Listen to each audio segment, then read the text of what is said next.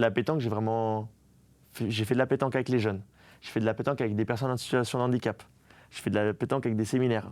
J'ai fait de la pétanque en démonstration devant des personnes ultra connues. J'ai fait de la pétanque voilà, avec du grand public comme le Pétanque Explorer. J'ai connu, on va dire, un peu toutes les phases de pétanque. Que ce soit du côté vraiment pauvre, vraiment riche, d'un truc pour 2 personnes comme un truc à 4000 personnes.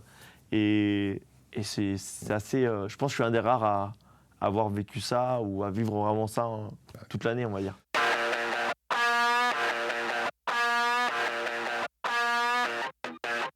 Salut, dans Confidence aujourd'hui, notre invité, c'est quelqu'un qui a réussi un véritable tour de force. Il a transformé un sport qui était plutôt associé aux retraités, aux dimanches et aux pastis en quelque chose d'incontournable, de complètement viral sur les réseaux sociaux.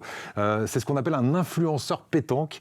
On va découvrir aujourd'hui Tanguy Penin. Bonjour Tanguy. Bonjour à toi. Alors, je dis découvrir, mais tu as quand même une communauté de 450 000 abonnés sur tout réseau confondu, toi. Hein. Et oui, c'est ça, 450 000 abonnés. Je peine à y croire encore. Alors, influenceur, entraîneur, coach, c'est quoi ton vrai métier ? Moi, je me considère comme influenceur freestyler de pétanque, mais c'est vrai que je suis un peu un couteau suisse là-dessus. Alors, on va voir que c'est arrivé complètement par hasard, mais juste avant, on va essayer de comprendre comment tu es tombé dans la pétanque. D'abord, famille un peu sportive, en tout cas un papa sportif. Oui, mon père sportif, surtout dans le domaine cycliste. Donc toute la famille du côté de mon père, c'était du vélo. Donc j'ai fait un peu de foot en étant gamin, mais après je me suis mis au vélo. J'ai eu l'occasion, moi j'ai jamais gagné de course malheureusement, mais de faire des petits résultats au niveau départemental. Ouais, donc au départ, ton vrai sport, j'allais dire, c'est le vélo, parce que ton père, avant toi, faisait du vélo. Alors il avait un surnom parce qu'il n'a pas fait que du vélo, il a fait aussi du foot, ton papa. Ouais. On l'appelait Patator, c'est ça ? Patator, ouais. Pourquoi ? Parce que... Il était libéraux, mais en fait, du coup, il savait que tirer fort dans la balle. Et donc soit ça rentrait en lucarne à 25 mètres, soit ça allait dans le champ d'à côté. Hein. Et du coup, c'était Patator, parce que c'était lui qui mettait les plus grosses frappes de l'équipe. C'est lui qui te donne le goût du sport à la base ? Sur le goût du vélo, du coup, c'était lui. Ouais. Et après, la pétanque, non, ça a été une autre rencontre qui m'a fait aimer la pétanque. Ouais. Qui c'est qui t'a mis à la pétanque ? Tu as commencé tout petit à jouer de façon, j'allais dire, assidue ? Non, j'ai commencé assez tard pour la pétanque. J'ai commencé à 14 ans. Et en fait, c'est quand on a déménagé du Châteauroux où j'habitais avant, à Millau, j'ai rencontré mon meilleur pote. Ouais. Il faisait de la pétanque, moi je faisais du vélo. Et du coup, je l'ai mis au vélo et il m'a mis à la pétanque. Et en fait, petit à petit, j'ai moins aimé le vélo et c'est devenu une drogue, la pétanque. Alors, pétanque en club, tu es allé assez haut dans les niveaux. Tu étais quoi, en régional, en national ? À la pétanque, en fait, j'ai commencé à la pétanque joyeuse de Millau. Ouais. Donc j'ai eu l'occasion de faire 7 ans là-bas. Donc j'ai commencé très tard. J'ai commencé en KD2, Junior 1. Donc pour de la pétanque, c'est assez tard. Et en 1 an, j'avais réussi à être vice-champion départemental en tête-à-tête, c'est-à-dire en 1 contre 1, ouais. Et en doublette, en 2 contre 2. Donc j'ai eu une petite progression jeune, mais après j'ai tout appris sur le tas en fait. T'es quel genre d'enfant ? J'ai toujours été le clown de service, moi. J'ai toujours été. En fait, j'étais là à pétanque, au début je m'en foutais en fait. C'était juste pour faire rire le monde et me faire des amis. Ouais. Et à l'école c'était pareil, je m'en foutiste, mais toujours pour faire rire la classe. Et t'étais plus concentré sur les carreaux que sur les cahiers, pour faire un mauvais jeu de mots à l'école ? On va dire ça. Je jouais tous les jours, mais j'ai quand même eu de mes études, j'ai réussi à avoir un BTS quand même. Mais c'est vrai que je ne me suis jamais trop foulé là-dessus quand même. Alors, vrai ou faux, si tu n'avais pas été un professionnel de la pétanque, ce que tu es aujourd'hui, un influenceur pétanque, hein, c'est comme ça que tu te définis, tu aurais été caviste. C'est ça. C'est quoi, par amour du vin ? Tu as fait ce métier un moment, en tout cas en stage peut-être ? En fait, mais quand j'étais au lycée, en fait, je faisais des stages. J'étais en bac pro accueil, vente. Et je me suis fait un stage chez un caviste, à Millau. Et en fait, j'adorais vendre du vin. Et je me suis dit, je vais être vendeur de vin parce que j'ai toujours eu de la tchatch. Et c'est vrai que vendre du vin, c'est pas vendre un téléphone. Tu vends un téléphone, tu as 5 téléphones, t'expliques. Tu vends un matelas, tu as 6 matelas, t'expliques. Que le vin, on avait 1000 ou 2000 références. Et donc, selon ce que tu veux manger, selon ce que tu veux offrir, selon le moment du repas, en fait, tu as plusieurs arguments. Et moi, ce que j'adorais, c'était argumenter. Pourquoi il faut choisir ce vin-là et pas là. Okay. Et donc, c'est pour ça que j'étais tombé amoureux. Et donc, j'ai fait 300 cavistes avant de faire influenceur de pétanque. Ouais. À quel âge tu avais au moment où tu étais caviste et au moment où tu vas basculer de caviste à professionnel de la pétanque ? J'ai fait caviste de 18 ans à 20 ans. Voilà, de 18 ans à 20 ans, tu es de 1999, donc C'est on ça. est aux abords de la période Covid, 2019-2020. Et c'est en 2020 que tout va basculer. Comment le caviste que tu étais en devenir a complètement changé, bifurqué, pour se consacrer à 100% à la pétanque? Et en fait, j'ai perdu mon boulot 2 mois avant le confinement, donc je travaillais pas. Le confinement est arrivé, comme vous le savez, personne ne pouvait bouger. Mm. Nous, on a la chance à Millau d'être dans une auberge et donc d'avoir beaucoup de terrain. Donc j'avais mon terrain de pétanque et j'ai commencé à faire 2 heures d'entraînement par jour. Il y avait un challenge, c'était le PQ Challenge avec le foot, où il fallait faire des jongles avec le football et tout le monde mettait sur les réseaux. Le PQ Challenge. Alors, Ouais, tu c'était passais pas à le côté PQ de Challenge, celui-là, mais je ne sais pas ce que Ouais. c'était, mais il fallait faire des jongles avec du PQ, D'accord. je me rappelle. Ok. Et Et oui, c'était le fameux voilà, ouais, je sais plus comment papier ça de toilette s'appelle. qui manquait dans tous les Voilà, c'est magasins ça. parce que tout le monde s'était rué dessus en pensant que ça allait être la pénurie. Ouais. Effectivement, et il il y y avait avait eu plein un de truc. déclinaisons sur les réseaux. Et moi, je m'étais dit, je vais faire le 3 carreaux challenge. Et donc, il fallait faire 3 carreaux à la pétanque. Ouais. Donc, j'avais tourné, j'avais identifié des amis. Et en fait, il y a d'autres amis qui ont continué à faire des défis. Et donc, on s'est défié pendant 2 semaines en s'identifiant sur Instagram.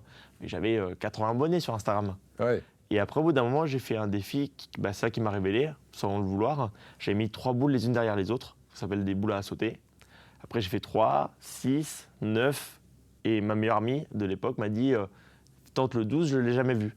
Et donc le 12, j'ai tenté pendant 2h30, j'ai galéré. Dernier essai de la journée, ma soeur elle vient et me dit Tanguy, on va manger, il est trop tard, tu n'y arriveras pas.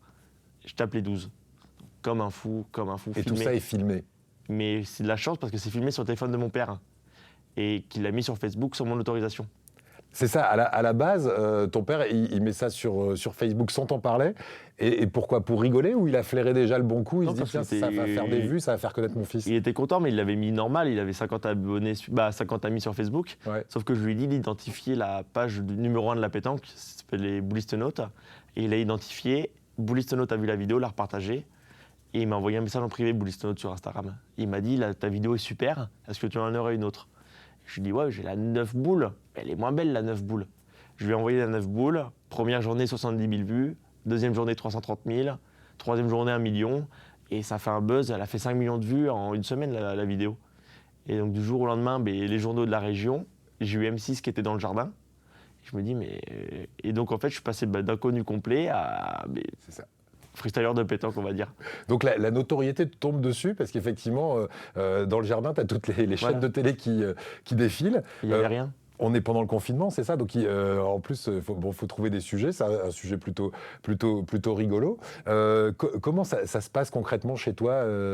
C'est le feu, là, non? Tout le monde t'appelle, ton téléphone n'arrête pas de sonner. Au début, je suis comme un. Oui, le téléphone sonne, donc on me dit de me mettre sur TikTok, de me mettre sur Facebook pour s'y mettre. J'ai un ami qui me dit ouais, continue à faire des vidéos et tout. Et donc, j'installe TikTok. Ouais. Première vidéo, donc la vidéo à 5 millions de vues, je la mets, je fais 500 vues. Je fais, c'est nul, TikTok. Et je remets une autre vidéo qui est vraiment nulle, qui est pour moi nulle. Et je reviens 5 jours après sur TikTok, elle avait fait 400 000 vues. C'était quoi cette vidéo? C'était une vidéo, je tirais 5 boules, c'était basique. Ouais. Et la vidéo, 400 000 vues. Et là, je dis, bon, mais maintenant, je m'y mets. Tous les jours, pendant 3 mois de confinement, je me suis mis à mettre des vidéos. Ouais. Et donc, j'ai gagné des abonnés sur TikTok petit à petit. Et je remercie mon ami Benjamin de m'avoir dit d'installer TikTok. Ouais. J'ai installé Facebook aussi. Et donc, là, pendant 3 mois, en fait, donc, j'ai fait les vidéos. Et j'ai un monsieur qui m'a contacté, qui avait une boîte d'événementiel. Ouais. Il m'a dit, ouais, Tanguy, j'aimerais bien te mettre sur de l'événementiel et tout. Et donc, le confinement s'est arrêté en mai. Mm-hmm. Et en juillet, j'étais sur le Tour de France à Nice, en train de faire une animation avec le Prince Albert, avec Conor McGregor, alors que j'étais dans mon jardin à Millau 3 mois avant en train de tirer des boules. Non, mais alors, comment ça se passe dans ta tête à ce moment-là? Tu as le Prince Albert, des stars internationales à côté de toi, et Tanguy. Et voilà, Avec ses Tanguy, boules. vous êtes d'où? C'est surréaliste? C'est surtout ça, oui. C'est surtout que voilà, moi, je suis dans mon jardin, je te fais des vidéos de pétanque. En plus, il y a des essais et tout. Et là, je continue à faire une démo avec le Prince Albert de Monaco. Il y a 200 personnes autour de moi avec les photographes. Il ne faut pas manquer de boules. Et je tape toutes les boules comme un gamin. Et ça reste un beau moment parce que c'était mon premier gros événement, on va dire. Ouais. Alors, on rappelle que juste avant le confinement, tu avais perdu ton boulot de caviste. Ouais. Donc, ça tombe à point nommé. À quel moment tu te dis, je vais pouvoir vivre de cette activité? Mais jamais. Parce qu'en fait, au début, moi, pour moi, j'allais juste faire les vidéos, faire caviste, ça allait durer 2 mois et voilà. Et en fait, le monsieur m'a dit, non, on rentre dans l'événementiel de pétanque, qui m'a commencé à me rentrer dans des séminaires, dans des afterwork, team building. Donc, il y avait un événement par-ci, par-là, parce que c'était quand même une grosse crise, le Covid. Ouais. Et en fait, donc j'ai continué les vidéos, et en 2021, j'avais une marque de boules, qui s'appelle Boulancier, qui m'a sponsorisé. Donc c'est une marque de boules italienne. Et donc, j'ai pris un peu plus de crédit. Et en fait, 1 an après pile, en avril, j'ai refait une vidéo buzz. Et la vidéo, c'est là que ça a vraiment été le tournant, on va dire, de ma carrière. Parce que le dimanche matin, je me réveille. Donc en fait, ça avait fait 3 millions de vues. Qu'est-ce qu'il y avait dans cette vidéo? J'ai tiré 20 boules en 1 minute. 20 boules en 1 minute. Et dans, 20 carreaux. 20 tapés, 20 tapés. 20 tapés. Ouais, on peut pas dire carreau. Ouais. Et donc la vidéo avait fait 2 millions de vues sur TikTok, 2 millions de vues sur Facebook. Et le dimanche matin, j'ai l'équipe qui m'appelle, qui me dit, Tanguy, on aimerait la repartager. Ouais. Il la repartage en 1 heure, elle avait 600 000 vues. Le soir, j'ai le journal Midi Libre qui m'appelle. Oui, on aimerait faire un petit article sur vous. Pas de problème. Le lundi, je fais l'article, photo, 5 lignes. Il me dit, vous aurez un petit article demain. Pas de problème. Donc la vidéo était montée à 2 millions de vues. Le mardi, je me réveille. Première page du Midi Libre, Tanguy Penin, l'homme qui valait 5 millions de vues. Alors que le mec, il m'avait dit que c'était juste un petit article. Ok, et la vidéo, elle va prendre encore plus de... Et la vidéo prend des vues. De et donc viralité. je passe sur la première page. Super. Et le lendemain, j'avais invité mes 3 meilleurs potes de l'époque en disant, parce que ma mère, elle faisait un mandala géant, il fallait du monde pour faire du jardinage. Mandala dans le jardin. Dans le jardin. On explique juste ce que c'est, un mandala dans le jardin. C'est un truc artistique où en fait tu mets plusieurs plantes, plusieurs trucs pour que quand c'est vu du ciel, ça fasse un motif. Voilà. Et donc il fallait juste l'aider pour le jardinage. Mais c'est vraiment de la chance. Parce que du coup, je me réveille le matin, 3 appels manqués, je rappelle le monsieur, TF1. Bonjour, on est sur la route, on est là dans 1 heure, on veut que vous passiez sur le JT de 13h, il faut que vous trouviez 3 amis. Donc moi, j'appelle mes 3 collègues qui devaient venir en mode jardinier, je fais habillez-vous et tout. On va jouer aux boules. Et moi, vu qu'ils me connaissent, que je dis toujours des conneries, ils m'ont pas cru, c'est mon père qui était comme un dingue derrière en train de dire mais non, mais il faut venir les gars, venez bien habiller, TF1. Ils sont arrivés à 10h30, à 13h, j'étais sur le JT. On a tourné en 1 heure, ils ont tourné dans la voiture. Et là, de toute l'après-midi, du coup, les 3, ils ont fait le mandala. Et moi, le téléphone, ça faisait que de vibrer, que d'appeler de tous les côtés. J'avais eu BFM TV. Non, aussi, j'ai eu BFM TV qui m'a contacté, donc j'ai fait une vidéo l'après-midi. Et j'ai reçu peut-être 5000 messages. 5000 messages. 5000 messages? Ah oui. Mais des messages de qui? Que des médias? Des médias, de tout. Parce qu'après, du coup, ils avaient remis la vidéo sur Internet. Ouais. J'ai eu des médias étrangers collaborations, aussi plein de médias, ouais. Je lui avais fait Néo aussi, le média Néo qui est assez connu quand même. Ouais. Et j'avais fait, j'ai pas arrêté pendant 5 jours. Et donc le week-end, je devais aller jouer à un tournoi de pétanque. Je joue, je perds. J'ai l'entraîneur, l'ancien entraîneur de l'équipe esport de pétanque français qui m'appelle, qui me dit Tanguy, je te connais pas, parce que on ne te connaît pas dans les concours. Mais on aimerait te présélectionner pour éventuellement faire partie du collectif France. Donc, normalement, il y a 12 personnes et on va t'ouvrir une autre personne si tu veux venir. Tu serais la 13e et voir si ça se passe bien, tu pourrais éventuellement être sélectionné. Donc j'appelle mes parents, je dis j'ai l'équipe de France qui vient de m'appeler. Je fais une demi-heure de route. J'arrive à la maison, j'ai un autre appel. Monaco qui m'appelle, Tanguy, on arrête de te faire signer à Monaco. Donc, dans la même journée, à 30 minutes d'écart. Proposition de l'équipe de France et Monaco. L'équipe de France qui est basée où? À Paris ou... L'équipe de France à Marseille. Je veux dire, le sélectionneur maintenant, c'est Jean-Claude Boron qui est l'ancien sélectionneur des Espoirs, maintenant qui est sélectionneur de l'équipe de France actuelle. Okay. Et donc après, la France, je sais que le niveau était exceptionnel. Monaco, un peu moins connu, plus d'opportunités, possibilité de voir avec la principauté quand même. Et du coup, j'ai signé à Monaco. Une semaine après, j'ai signé à Monaco. J'ai fait le passeport en 10 jours et je suis parti jouer en Martinique en mai. Et c'est la vidéo sur TF1 était en avril. Incroyable. Et donc, je suis arrivé en Martinique, je suis atterri, la télé était là et tout. J'ai été nul de chez nul. Pourquoi? Pourquoi le décalage horaire. T'étais un peu fatigué. 14 heures de vol, 6 heures de décalage. Mais j'ai été nul tout le séjour. Parce que du coup, c'était très bien niveau réseau. Par contre, les 2 premières années de compétition, ça a été une galère. Une galère. Parce qu'on parle toujours des bons moments, mais ça a été très très dur de passer d'inconnu à mon petit joueur. J'étais un bon petit joueur départemental bien être attendu, à être scruté. Mais c'est ça qui est fou. Juste par la notoriété des réseaux sociaux, l'équipe de France ou l'équipe de Monaco propulse quelqu'un qui avait un niveau départemental Voilà. honorable, mais qui n'était pas non plus un champion de France, d'Europe ou du monde. Voilà. Tu t'es pas senti un peu perdu là-dedans en te disant mais je suis un imposteur finalement? Je me suis jamais pris pour un imposteur parce que j'avais toujours dit sur les réseaux sociaux, écoutez, moi je fais des vidéos, c'est pour la promotion de la pétanque, c'est pas pour vous dire que je suis meilleur qu'eux, et il y a toujours des milliers de meilleures personnes que moi. Tu étais clair dans le J'ai discours? toujours été clair, et sur les 40 interviews que j'ai fait depuis 5 ans, sur ça, personne ne peut me dire oui, Tanguy se prend pour quelqu'un d'autre, parce que j'ai toujours dit clair et net. Mais voilà, après, le truc, c'est que j'arrivais à taper 95 boules sur 100 à l'entraînement, Ouais. et que j'arrivais en compétition, j'étais tellement stressé, je tremblais, à pas dormir de la nuit et à arriver à taper 15 boules sur 100. Et en fait, ça m'a bloqué, parce qu'en fait, donc sur 100 messages, il y a 80 messages positifs sur les réseaux. Mais tu as 20 messages, De hater. tu as les insultes, j'ai reçu des menaces de mort, j'ai reçu des trucs de fou. Ça va jusque-là. Quand pour tu as la 20 ans, pétanque. que tu fais des vidéos de pétanque, tu es en train de tirer dans ton jardin et que tu reçois des insultes, mais c'est pas des insultes de jeunes, hein. C'est des insultes de personnes qui ont 40, 50, 60 ans, qui ont des enfants, et qui t'insultent, que tu dis, mais vous aimeriez parler comme ça des enfants? Je parle pas de politique, je parle pas d'argent, je parle de pétanque. Ouais, C'est des vidéos de pétanque. Et donc c'était très très dur. Franchement, les 2 premières années en compétition, c'est vraiment en 2023 où j'ai réussi à passer au-dessus. Ouais. Là, tu commences à en vivre. Juste par curiosité, si tu ne veux pas répondre, tu me réponds. Mais quand tu participes à un événement, par exemple, une journée de Tanguy Penin, ça se monnaie combien?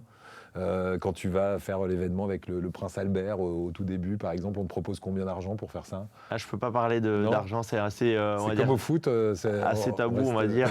Ouais, ça va être assez compliqué. Non, après, ce qui est sûr, c'est que par contre, le salaire change parce que du coup, et qu'en 2020, quand tu es juste un peu connu avec deux télés, c'est Ouais. pas le même prix qu'en 2025 où j'ai eu l'occasion de faire le tour du monde 10 fois, de faire les plus gros événements, les télés. Mais après, non, tout dépend. Tout dépend des Mais tu en événements. vis confortablement beaucoup mieux que si tu avais un salaire de caviste. Ah oui, oui. Hein. Oui, sur ça, il n'y a pas de problème. Depuis les 2 premières années, voilà, j'étais assez stable. Mais après, depuis 2023, oui, je peux dire que c'est vraiment mon métier. J'en vis bien. Tes vidéos te rapportent aussi de l'argent? Elles sont monétisables? Elles sont monétisées. Après, c'est surtout des vidéos assez courtes. Et donc là, dans l'avenir, j'aimerais plutôt faire des vidéos plus longues, un peu youtubeur. Donc je suis en train de travailler dessus cette année parce que j'ai plein d'idées, plein de concepts d'émissions que j'aimerais faire. Alors, tu as dit un mot, c'est voyage, le tour du monde. Ce qui est fou, c'est que tu n'avais jamais voyagé, pratiquement jamais pris l'avion de ta vie avant 2020. Depuis, tu as visité combien de pays? 43, Rien que l'année dernière, en 2025, tu as visité 25. 25 pays. Ta vie, elle a radicalement changé. Et oui, là, c'est parce que du coup, pour finir sur l'histoire, donc en signant à Monaco, en fait, ils m'ont ouvert plein d'invitations.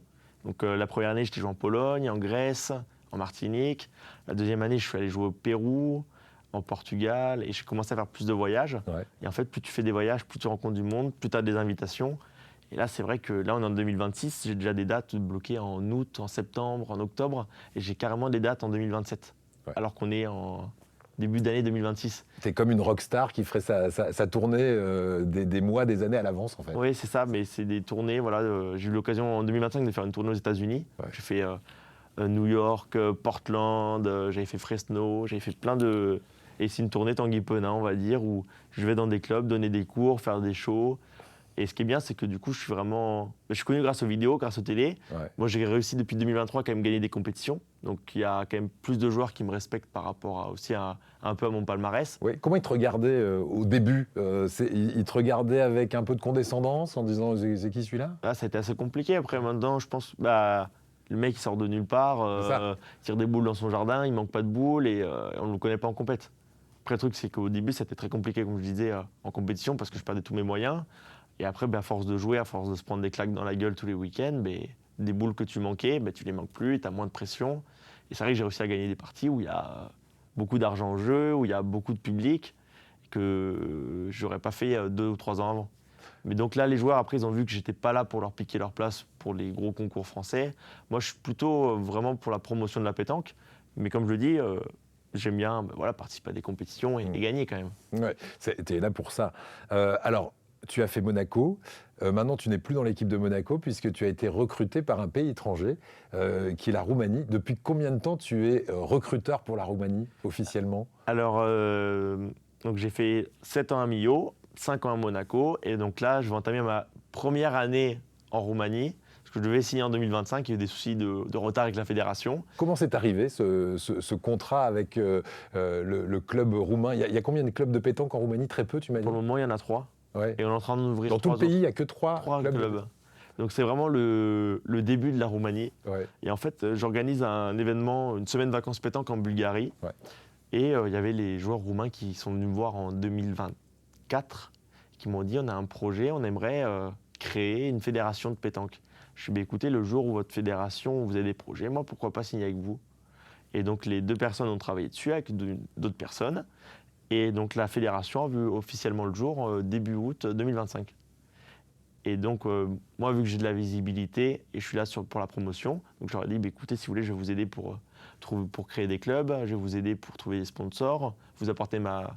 C'est toujours mieux d'aller voir le ministère avec quelqu'un de connu qu'avec des joueurs qui ne connaissent pas la pétanque. Et donc ça, et vu que je connais, vu que j'ai beaucoup voyagé, j'arrive à connaître les bonnes personnes pour savoir recruter, on va dire. Et donc, ils m'ont mis sélectionneur de la fédération. Et donc, pour le moment, j'ai répertorié plus de 40 joueurs qui vivent en France, en Espagne, au Danemark et aux États-Unis. Ah oui, d'accord. Des Roumains, des des binationaux pour le moment. Ok, ce sont des Roumains expatriés qui vont venir faire des petits vols pour jouer pour leur pays. Pour leur pays. Le but, c'est lequel? C'est de représenter la Roumanie dans quel type de championnat? Donc là, en 2026, on va avoir les championnats d'Europe. Donc, première fois pour le pays qu'il va y avoir une équipe roumaine à un championnat d'Europe de pétanque. Donc, ça sera à Lorca en Espagne en juin. Donc, on va pouvoir mettre, ce sera le doublette féminin, doublette masculin, le tête-à-tête homme, tête-à-tête femme et doublette mixte. Donc, pour ceux qui ne connaissent pas, ce sera le 1 contre 1, le 2 contre 2 et le 2 contre 2 en mixte. Et donc, on aura les... Donc, il faut que je sélectionne 2 joueuses et 2 joueurs roumains. Ouais. Alors, il paraît que dans l'équipe, tu vas faire rentrer ta petite sœur. Alors, ça, c'est une autre histoire, ça. Parce qu'en fait, il y a Tu peux faire jouer un membre de ta famille? Non, pour les championnats d'Europe, il faut avoir la nationalité. Donc, Ouais. on demande le passeport ou la carte d'identité roumaine. Elle est là, ta petite sœur, on la voit en photo. Ouais. Ben là, c'est une photo d'il y a 10 a ans. grandi. Elle a grandi. Oui, là, elle avait 8 ans, maintenant, elle en a 20. Ouais. Et moi, j'avais 14, et j'en ai 26 maintenant. Donc, ça fait peut-être 10 ans, la photo. 10-12 ans. Ouais, Et là, en fait, il y a les championnats d'Europe. Donc, on va mettre que des nationaux, que ceux qui ont la nationalité roumaine. Par contre, il va y avoir la Coupe d'Europe des clubs. Et donc, l'idée, on va essayer d'être champion de la... Il faut déjà être champion de Roumanie sur les 4 clubs, avec le club de Bucarest qui est ici. Ouais. Club sportif Bucarest. Tu es venu avec le aussi, t-shirt du club. S'ils peuvent zoomer. et donc, si on est champion de Roumanie, on pourra faire les championnats d'Europe des clubs à Douai en novembre. Et donc, j'ai fait signer ma sœur et d'autres amis français pour essayer de voir, pour essayer de faire un petit résultat. Ouais. Et après, pouvoir jouer en famille, ça va être sympa. Parmi tous tes voyages, c'est quoi le voyage le plus dingue, l'événement le plus fou auquel on t'est convié? Bonne question.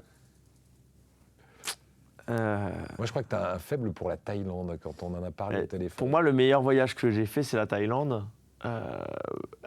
Là, cette année, je viens de devenir ambassadeur d'une marque de boules et de vêtements là-bas. Mais en dehors de ça, j'avais déjà été y jouer en 2023. C'est un des pays les plus connus à la pétanque. Et c'est vrai que ce soit niveau pétanque, niveau voyage, pour moi, c'est un des meilleurs pays au monde. Mais après, c'est vrai que j'ai été jouer à la pétanque au Pérou, en Guyane, au Laos, en Turquie, en Côte d'Ivoire, au Mexique. Et tu te dis, mais ça joue à la pétanque au Mexique?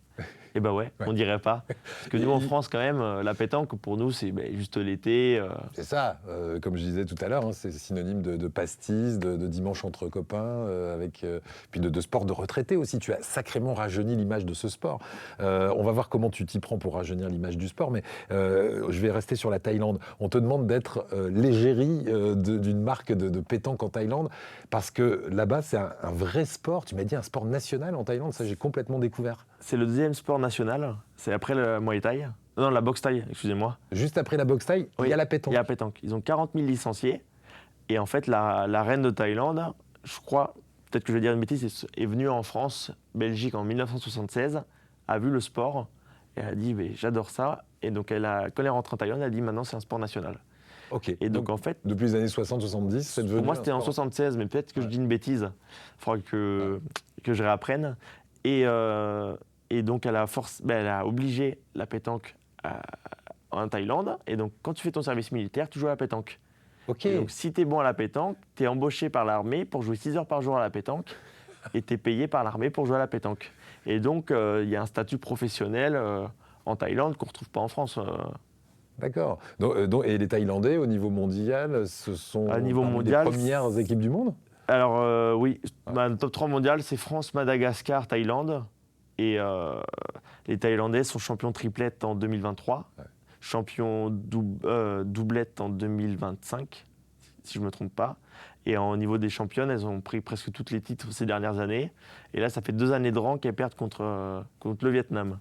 Mais sinon, elles sont tout le temps au sommet, on va dire.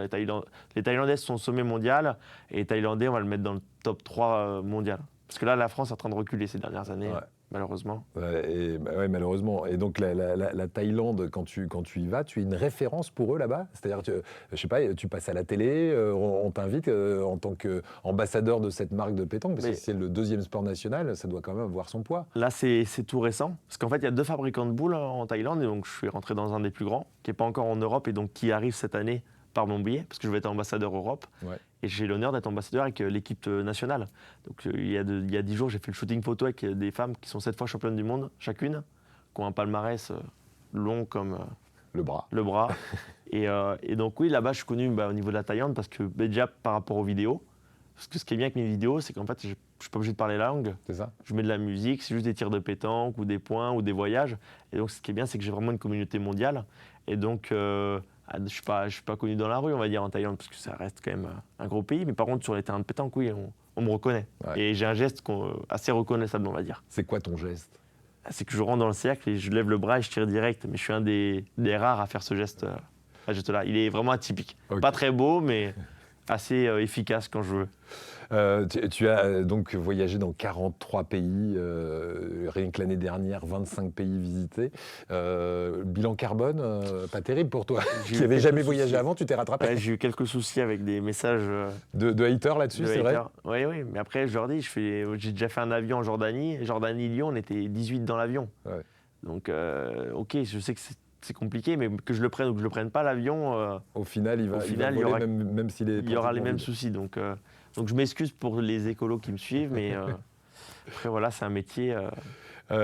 Quand tu vas en voyage, tu as le temps de visiter le pays, tu as le temps de faire des rencontres. Par exemple, raconte-moi cette rencontre très improbable entre toi et un passionné de quoi, un chasseur de papillons, c'est ça? Un chasseur de papillons. C'était où ça? Celle-là, je la raconte tout le temps parce que du coup, j'ai quand même la chance, je pense, de rencontrer entre 5 et 10 000 personnes par an avec tous ces voyages. Et donc, je suis tombé. La première fois que j'étais au Laos, donc les abonnés français qui me suivent au Laos m'ont envoyé des messages, parce qu'on est une petite communauté quand même à l'étranger. Et donc, j'ai fini à boire une bière avec Santi, que je passe le bonjour, qui est chasseur de papillons.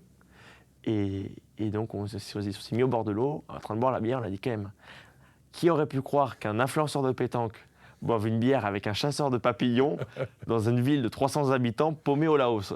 Probabilité zéro. Très faible. Et j'en rigole, j'en parle à tout le monde. T'imagines, je suis pote avec un chasseur de papillons.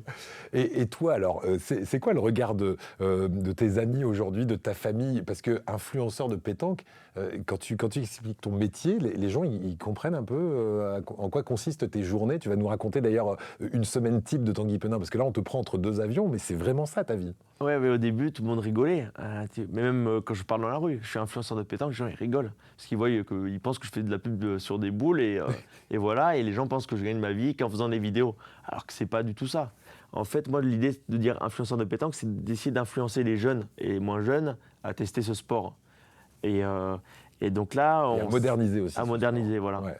Mais en 5 ans, donc maintenant, je fais des animations en entreprise, je donne des cours de pétanque. Il y a une semaine, j'étais au National de Tours, j'étais speaker.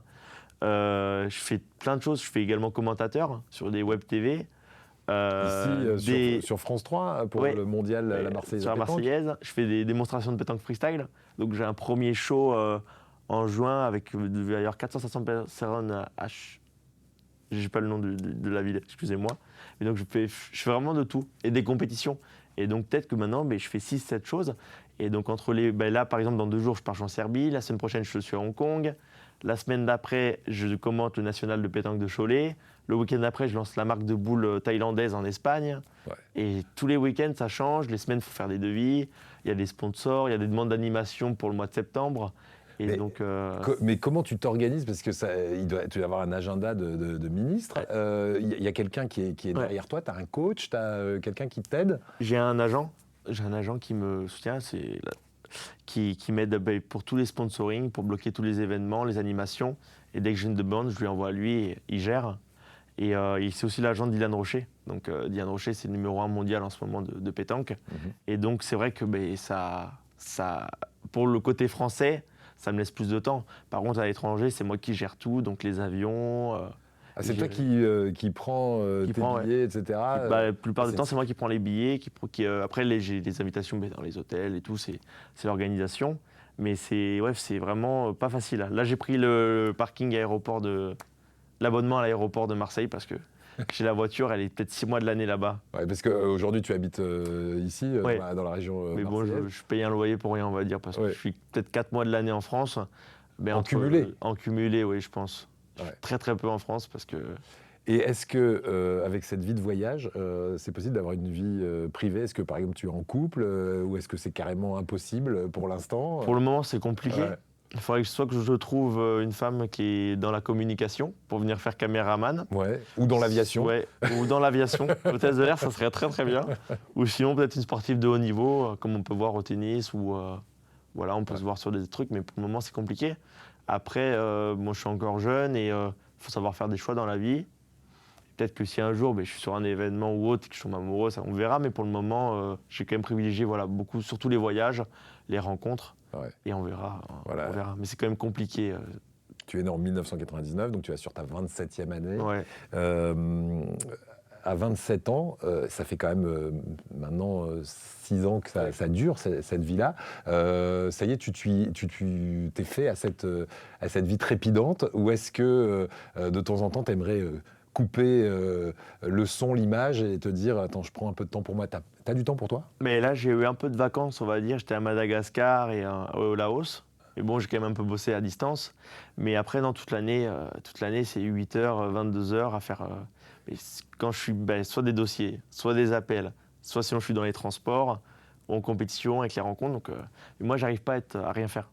Franchement, même on pourrait me bloquer 5 jours à la maison, je serais obligé d'aller sortir, trouver du monde et tout. Je déteste ne rien faire. Voilà. Et c'est comme ça que ça a commencé d'ailleurs avec les vidéos. Ouais. C'était pour t'occuper à la base, pour s'amuser entre copains. Et ça a bien évolué depuis. Les copains avec qui tout a commencé, tu les invites de temps en temps à te suivre à l'étranger. C'est possible? Est-ce qu'ils en ont un petit...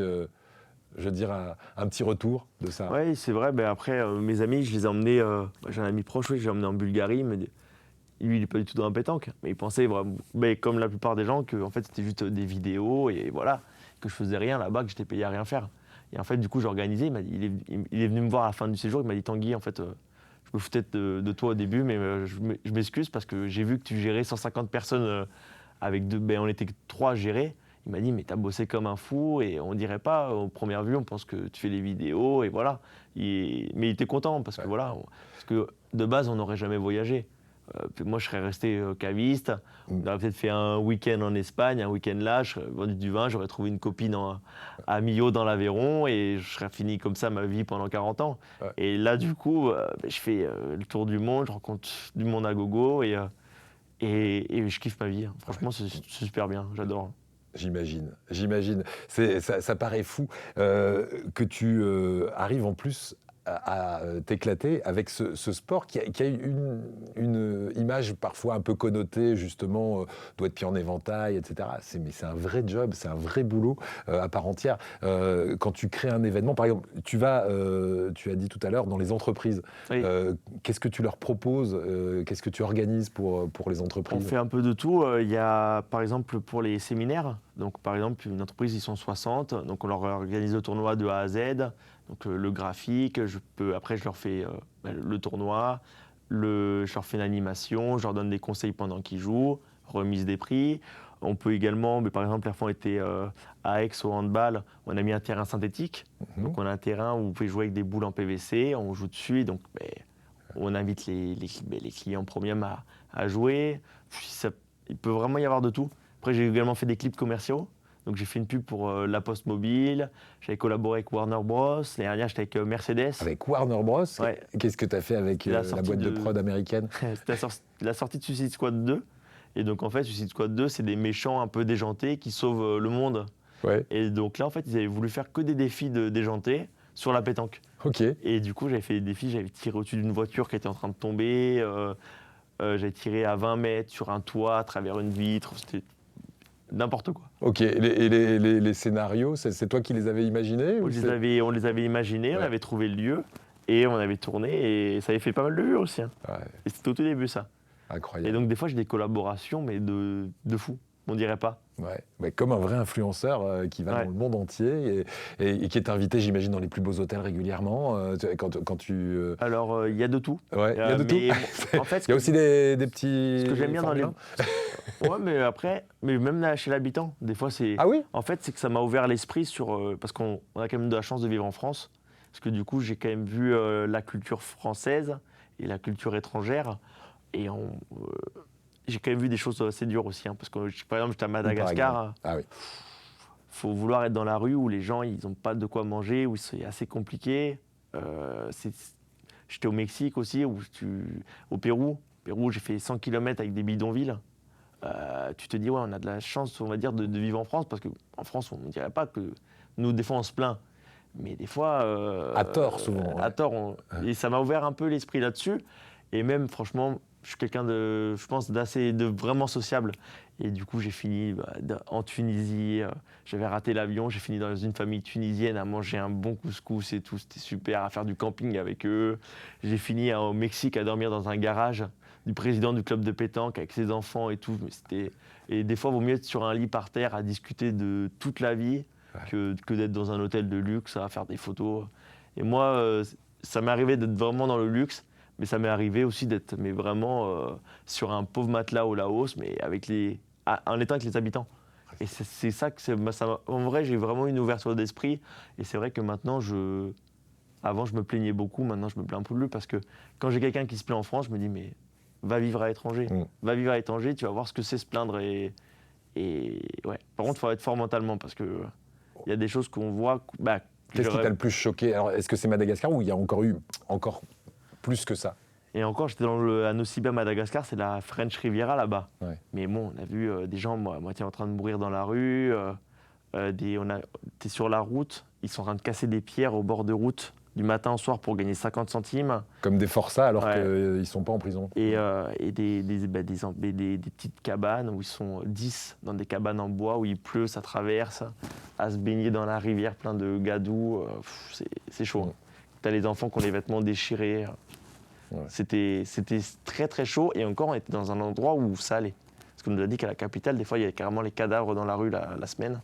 Wow. Et là-bas, c'est assez chaud. Franchement, j'ai même fait la Côte d'Ivoire, même la Côte d'Ivoire ça va très bien on va dire. Mais donc j'ai vu les endroits vraiment luxueux, par exemple à Monaco, même là j'étais à Bangkok, j'étais bien accueilli, mais j'ai vu ce que c'était la pauvreté. Ça t'a fait mûrir ces 6 dernières années. Alors, une largesse d'esprit, ça j'imagine que ça t'a élargi vraiment ton esprit. Ouais, mais est-ce que tu te sens plus mûr que ton âge? Oui, je pense. Après, on m'a toujours dit que, depuis que je suis gamin, j'ai toujours été avec des personnes plus adultes. Et on m'a toujours dit que j'avais un peu plus de maturité que mon âge. Après, quand je suis avec des jeunes de mon âge, je suis un peu gamin aussi, parce que j'aime bien être gamin. Mais c'est vrai que du coup, je suis quand même, dans ce que je fais, je suis toujours avec des adultes. Et je suis souvent l'un des plus jeunes. Et on me dit, mais on dirait pas que tu as 26 ans, parce qu'on dirait déjà que ça fait 15 ans que tu as commencé ta carrière. Et voilà. Mais après, la pétanque, j'ai fait de la pétanque avec les jeunes. J'ai fait de la pétanque avec des personnes en situation de handicap. J'ai fait de la pétanque avec des séminaires. J'ai fait de la pétanque en démonstration devant des personnes ultra connues. J'ai fait de la pétanque avec du grand public comme le Pétanque Explorer. J'ai connu, on va dire, un peu toutes les phases de pétanque. Que ce soit du côté vraiment pauvre ou vraiment riche, d'un truc pour 2 personnes comme un truc à 4000 personnes. Et c'est assez... je pense que je suis un des rares avoir vécu ça ou à vivre vraiment ça toute l'année, on va dire. Tu as parlé de Pétanque Explorer, ça c'est avec McFly et Carlito, évidemment très connu sur les réseaux sociaux. Ça aussi, ça a boosté un peu ta notoriété. Ah, c'est sûr, Ouais. parce que pour ceux qui ne connaissent pas, du coup, le Pétanque Explorer, c'était les 16 plus gros youtubeurs français qui ont fait un tournoi de pétanque. C'est parti sur un délire de base. Et donc ça a fini, ils ont rempli Nice, 2500 places en 4 minutes. Et on a fait une journée, donc moi j'étais le coach avec Marco Foglio, qui est une légende de la pétanque, et Marcel Bétablé, qui est champion du monde. Donc on était les coachés à Paris, et on les a coachés sur place. Il y avait une ambiance de fou. Il y a eu peut-être 2-3 millions de personnes qui ont regardé en direct, en tout. Et donc c'est vrai qu'après, quand tu parles de Pétanque Explorer, coach de Pétanque Explorer, les gens, ils me connaissent. Ouais. Ils me connaissent. Sans vouloir me vanter, mais c'est vrai que au niveau du public jeune, ça m'a quand même apporté beaucoup. Pour justement les professionnels de la pétanque, est-ce qu'aujourd'hui, après t'avoir regardé peut-être un petit peu avec quelques doutes au début, ils te disent pas merci parce que quelque part, tu fais partie de ces gens qui rendent fun la pétanque. Je disais, c'est vrai, c'est souvent associé à un sport de retraité, mais c'est surtout un sport universel qui réunit, j'ai l'impression, puisque dans le monde entier, avec tous les événements auxquels tu as participé, j'ai l'impression que c'est quelque chose qui est un sport qui unit peut-être un peu plus que d'autres sports. Ah, ça unit beaucoup. Par exemple, là, à Hong Kong, on va être 8 pays. C'est des pays que j'aurais jamais été. J'étais au Pérou, j'étais avec le Paraguay, avec le Mexique, les États-Unis. Il y avait le Venezuela, la Colombie et la République dominicaine. Donc, pour jouer à la pétanque. Du coup, c'est des mecs que tu n'as pas l'habitude de rencontrer. Et en fait, à la fin on fait les soirées de clôture. Et tu discutes avec eux, et il n'y a qu'à la pétanque que tu vois ça à l'étranger. Parce que pour nous, en France, c'est la pétanque l'été, tu fais ta partie, tu gagnes, tu perds, il n'y a pas plus, tu payes un coup à boire, mais voilà. Que là-bas, à l'étranger, c'est vraiment très très respecté, et c'est une fête de la pétanque. C'est vraiment totalement différent de la France. Ouais. On fait carrément des festivals. Ouais, ok, je comprends. Quand tu parles d'influence, tu parles de marques qui viennent te voir, etc. Mais tu ne fais pas que ça. Tu fais aussi des actions caritatives. Tu parlais de Côte d'Ivoire tout à l'heure. Qu'est-ce que tu as fait là-bas Et donc, j'ai lancé en compagnie, on a créé une ONG avec M. Saturnin Tagro, que je passe bonjour aussi, qui est, en fait, ça s'appelle l'ONG des boules et des rêves, et on a décidé de récolter des boules usagées en France pour les offrir en Côte d'Ivoire. Et donc, on a en un mois, en juillet 2025, on a récolté 700 triplettes. Okay. Et donc, on va pouvoir offrir en Côte d'Ivoire. Bon, là, on a quelques soucis avec le fret aérien, mais le projet aura lieu. Et on va carrément créer un documentaire là-dessus. Et donc, on va offrir ça à différentes associations pour aider les enfants dans le sport, pour aider les femmes battues à se resociabiliser par le moyen également de faire du sport, donc de la pétanque, et offrir des boules pour les joueurs de pétanque ivoiriens pour qu'ils puissent jouer. Ouais. Le souci dans les pays africains, c'est qu'ils veulent jouer, il y a les terrains pour jouer, mais il n'y a pas les boules parce qu'il n'y a pas les moyens, parce que ça reste assez cher à acheter des boules en Afrique. Mon rêve à terme, ce serait peut-être dans 10-15 ans, ce serait de créer des fondations pour offrir des boules de pétanque et des cours de pétanque à travers les pays défavorisés. Et donc, avoir quelqu'un en Côte d'Ivoire, avoir quelqu'un au Togo, avoir quelqu'un à Madagascar, offrir peut-être 50 ou 100 triplettes de boules et payer la personne pour qu'il aille donner des cours gratuits dans les écoles, dans les clubs, prêter les boules et tout. Ce serait mon idée le jour où vraiment ça tourne vraiment très bien pour moi et que je serai à moitié à la retraite, on va dire. C'est ça. Tu as toujours cette pêche, ce sourire. À aucun moment, il t'arrive de craquer, de dire non, là, ça arrivait. Ça arrivait. Mais au tout début, tu finis des compétitions, comme je disais, où tu es en forme et tu finis, tu touches pas une boule et tu sais que c'est que la tête. J'ai fini. En Pologne, la première fois, j'ai fini, j'ai pleuré. Je dis, mais Tanguy, arrête de jouer aux boules. Arrête. Toute la semaine, tu prends du plaisir. Tu arrives sur un tournoi, tu joues contre des personnes que je peux jouer 100 fois. Ils jouent 2 boules sur 6. Moi, j'arrive à taper 95 boules sur 100. Là, je demande juste d'en taper 50 sur 100. Je gagne la partie. Mais t'es là, t'es comme ça, t'es dans le rond.